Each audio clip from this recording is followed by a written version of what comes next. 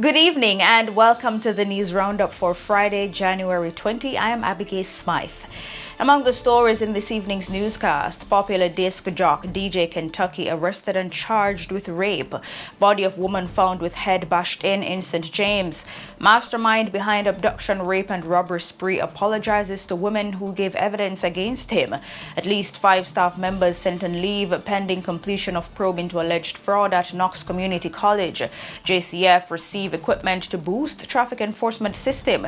In business, more Jamaicans optimistic about current business and job conditions. In the region, Gaston Brown sworn in as Prime Minister of Antigua and Barbuda for a third consecutive term. Further overseas, Ukraine's Interior Affairs Minister and 17 others killed after helicopter crash. And in sports, Portuguese superstar Cristiano Ronaldo scores twice as PSG defeat Riyadh All-Stars in a thrilling contest. Teach them! Always make sure the message reach them! Now for the news in detail. A woman whose identity has not yet been revealed by the police was discovered with her head bashed in at Hendon in Norwood, St. James, Friday morning. The Montego Hills police say about 8 a.m., residents in a section of the community called Gulf stumbled upon the body and summoned the police.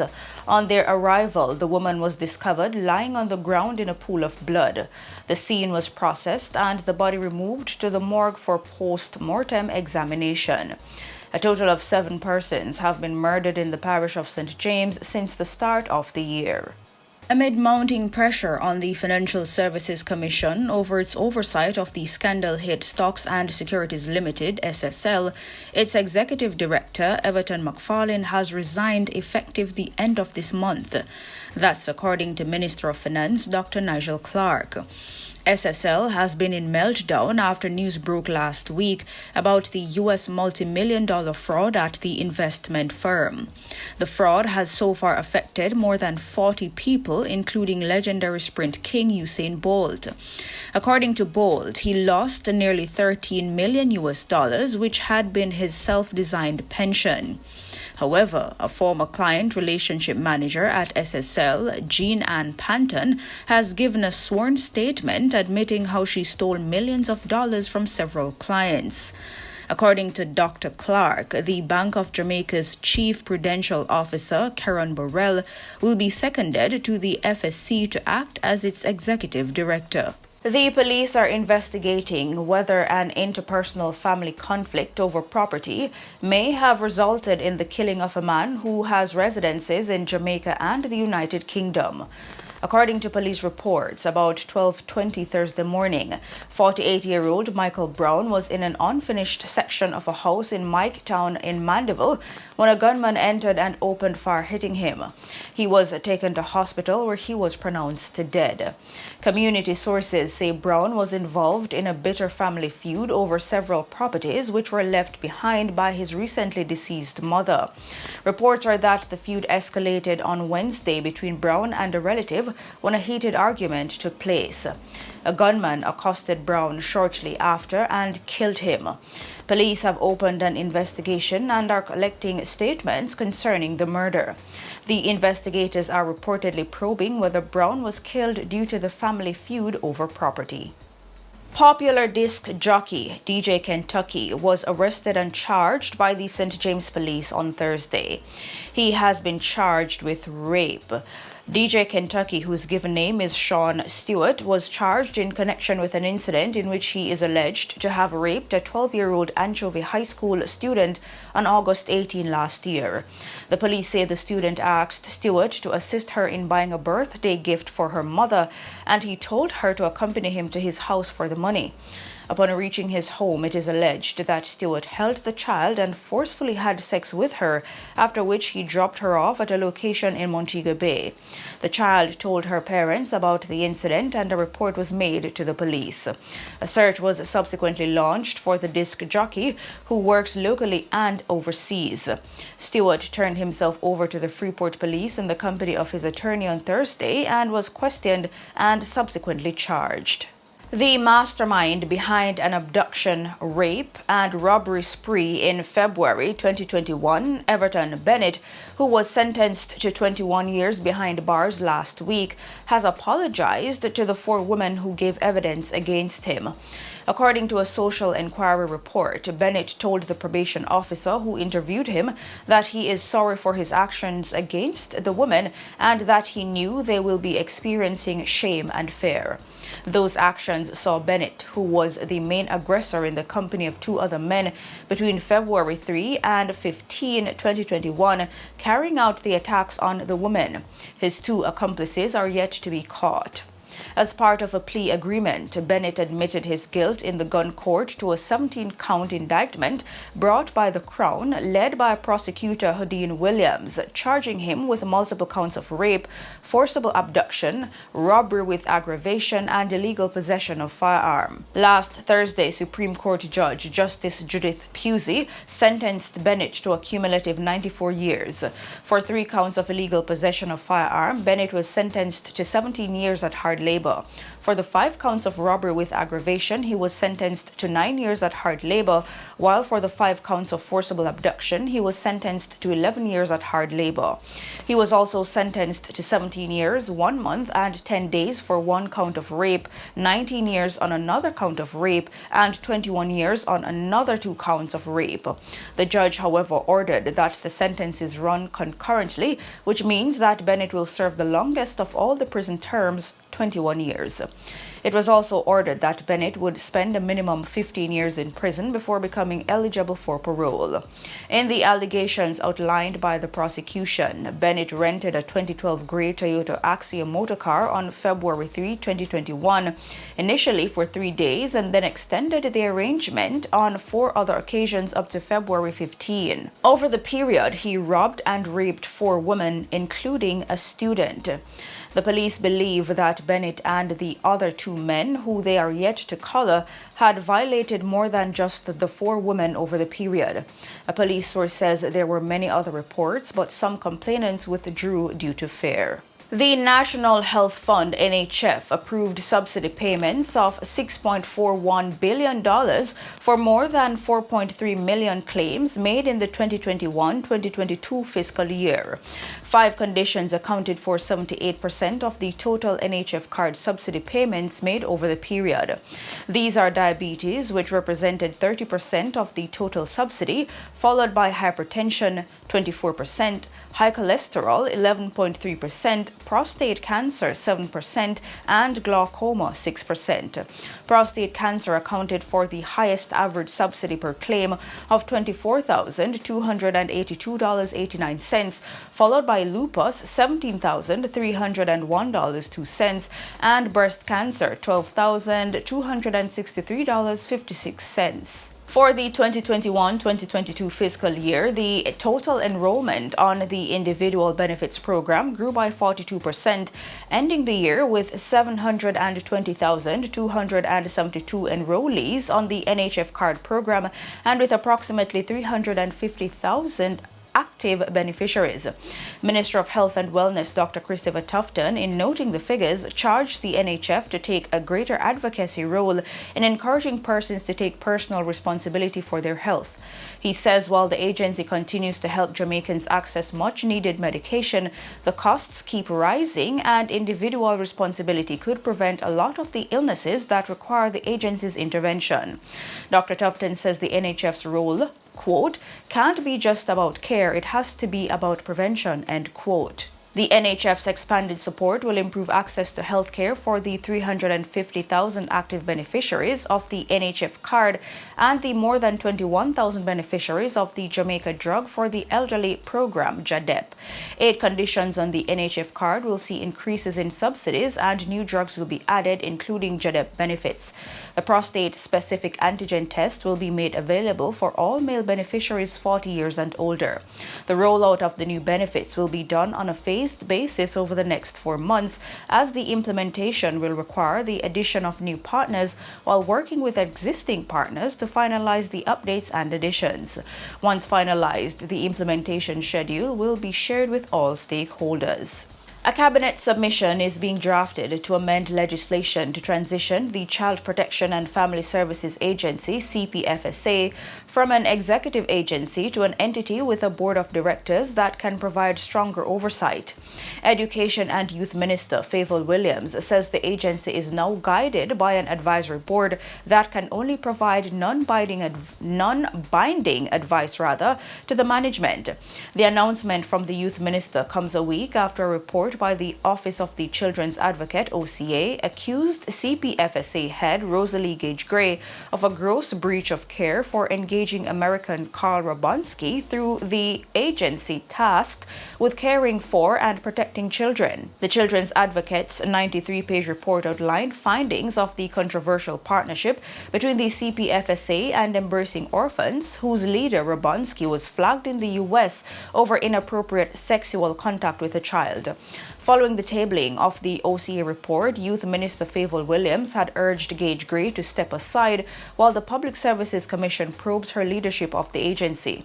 However, there has been no indication from Mrs. Gage-Gray that she will be stepping aside to facilitate investigations. Minister Williams says a staff audit assessment will be undertaken to build the skills of social workers and others in the child protection sector. Qualification requirements will be adjusted for new entrants into the sector in accordance with the higher standards and duty of care needed. Sources have revealed that at least 5 staff members have been sent on leave pending completion of the probe into alleged fraud at Knox Community College in Spalding, Clarendon. An authoritative source says the fraud could amount to $60 million taken from 2 bank accounts. A source says the alleged fraud was discovered last week at a retreat held to plan activities for the new calendar year. The source notes that $50 million was discovered missing from one account, and then it was picked up that another $10 million had gone missing from another account. The source says the alleged fraud was done by falsifying checks. A statement from the school states that certain irregularities involved the falsification of a number of checks issued by the college were discovered. It adds that the discovery was prompted by a recent call from the school's bankers seeking to clarify 3 checks presented to them. 3 checks with numbers coinciding with ones issued by the college, but apparently altered to reflect greater amounts. Subsequent internal checks revealed that the other check had in fact been paid previously. The school says it then reported the matter to the authorities. The statement adds that several staff of the accounts department have been placed on administrative leave, while contingency measures have been put in place to ensure business continuity. The Jamaica Constabulary Force JCF has received 750 rugged handsets along with 750 printers to further enhance its capacity and efficiency in handling road traffic offences. The machines, which were handed over on Thursday, will be utilized under the JCF's e-ticketing system. Commissioner of Police Major General Anthony Anderson says with the installment of the devices, more tickets are expected to be issued. In the meantime, National Security Minister Dr. Horace Chang says this sends a signal of the modern approach being taken and the government's commitment to law and order. He adds that with piloting being successful, it will be spread across the island. The e-ticketing application is designed to provide the police with the ability to issue a printed ticket on spot with information of the offense, fines, court date, and other information. The system also allows for officers to instantly check outstanding tickets motorists may have, as well as information pertaining to vehicle fitness, registration, insurance, and other personal data. Minister Chang is urging all road users to take advantage of the days remaining to settle outstanding traffic tickets before January 31. On February 1, the new Road Traffic Act will take effect. In the meantime, transport operators group One Voice says public passenger vehicle operators have been given a false sense of security by the government. This as they attempt to clear billions of dollars in outstanding traffic tickets. The operators have until January 31 to clear outstanding traffic tickets before the new Road Traffic Act takes effect on February 1. Operators have been scrambling to pay off the outstanding amounts before the deadline. Head of One Voice, Lorraine Finnegan, says there continues to be a disconnect between what the government is saying and the realities in the court. Despite the government promising that motorists who pay their outstanding tickets now will not lose their license, Mr. Finnegan notes that there have been over 50 drivers who paid in full and have lost their license regardless. He adds that operators are still being taken in by the police for old traffic tickets, although they were told that tickets before 2018 would be expunged. Mr. Finnegan is calling for measures to be put in place to better facilitate the drivers as they seek to clear up outstanding traffic tickets. A task force has been set up to engage with private security firms that have contracts with the government. Finance Minister Dr. Nigel Clark says the task force will hold consultations over the next 100 days with a view to amending all contracts. The government has more than 500 contracts for the provision of security guard services across ministries, departments, and agencies. Minister Clark says the task force is expected to negotiate with scores of security guard firms who are counterparties to these contracts for an adjustment to the required rates for service. He notes that the amendments will also ensure security guards in service to the government are treated as employees, in keeping with a Supreme Court ruling handed down last September. The effective date of the new contracts will be April 1, 2023. In business news, more Jamaicans were optimistic about current business and job conditions in 2022 than they were in 2021. The negative views of current business conditions fell by 4 percentage points in 2022. Business confidence was, however, up by 3.3 percentage points. Pollster Don Anderson says in 2021, 12% of those interviewed believed that current business conditions were good. That number increased to 15.3% in 2022. Current job conditions have also improved. In 2021, 5% of consumers interviewed felt that jobs were plentiful. That moved up to 11% in 2022.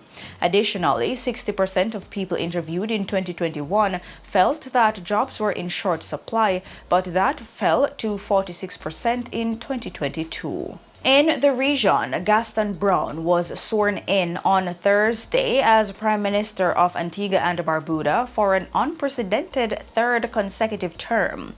With a reduced majority in Parliament, he said he would have a smaller cabinet this term. Mr. Brown, who is also Minister of Finance, Corporate Governance and Public-Private Partnerships, took the oath of office at a brief ceremony at Government House less than 24 hours after his Antigua and Barbuda Labour Party won 9 of the 17 seats in Wednesday's elections. In the meantime, the leader of Antigua and Barbuda's main opposition, the United Progressive Party, Harold Lavelle, has announced his resignation from the post less than 24 hours after failing to lead the party to victory in the general election. Lavelle, a former finance minister, failed to win the City East seat for a third consecutive time. And on the international scene, Ukraine's Interior Affairs Minister and 17 others have been killed after a helicopter crashed beside a nursery in an eastern suburb of the capital Kyiv on Wednesday. 3 children were among the dead and 15 more are being treated in hospital. The minister was with 8 others in the helicopter. Officials say his first deputy minister and the state secretary also died when the helicopter went down in the suburb of Brovary. The 42-year-old interior minister was a prominent member of President Volodymyr Zelensky's cabinet and played a key role in updating the public on casualties caused by Russian missile strikes since Ukraine was invaded in February 2022. This represents the highest profile Ukrainian casualty since Russia's war began, although there is no indication that the crash was anything more than an accident. And finally, in sports, Portuguese superstar Cristiano Ronaldo scored twice, and his longtime rival Lionel Messi was on the score sheet once in an exhibition game which saw French champions Paris Saint-Germain defeat Riyadh All-Stars 5-4 in a thrilling contest on Thursday. Messi opened the scoring for PSG, but that was followed by Ronaldo's brace. French star Kylian Mbappe was also on the score sheet, while Neymar Neymar missed from the penalty spot. The occasion might have been the last time both superstars were sharing a pitch together.